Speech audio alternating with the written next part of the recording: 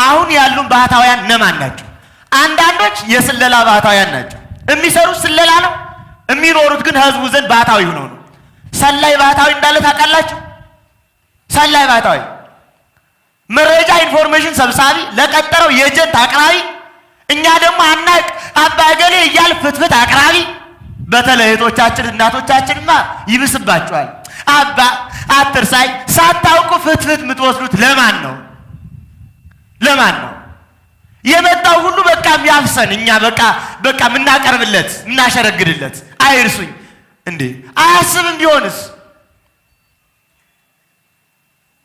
ሳንመረምር ሳንረዳ አይታችሁ የለ አሁን እንኳን የዓለም ብርሃን ነን የሚሉ ሰዎች ይገርማቸዋል። ቴዎድሮስ ሊመጣ ነው የሚሉ ሰዎች ሰሞኑን የነበረውን ታውቃላችሁ? ቴዎድሮስ ንጉሱ ጉንፋን አሞት ምህላ ያዙለት ተብሎ እየጸለዩ ነው ጀሌዎቹ። ጉንፋን አሞት እና እነዚህ አሁን ምን ይጠቅማሉ? ጎበዝ ማን ነው? እኔ እኮ አውቀዋለሁ።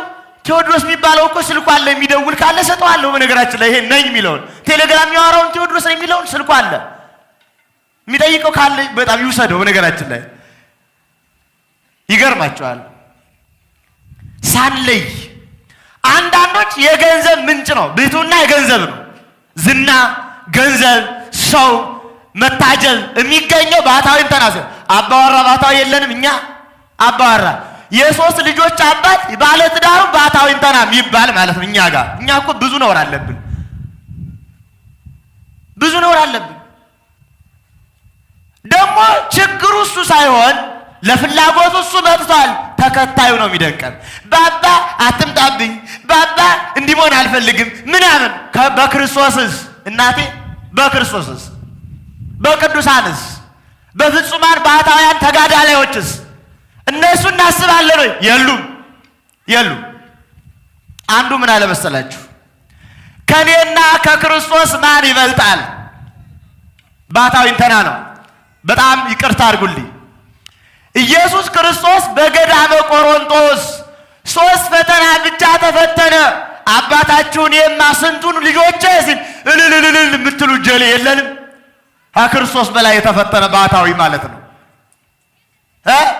ከክርስቶስ በላይ አንድ ዮሐንስ መጥምቀ መለኮት ጌታን ብቻ ጠመቀ፣ ያውን በዮርዳኖስ አካባቢ።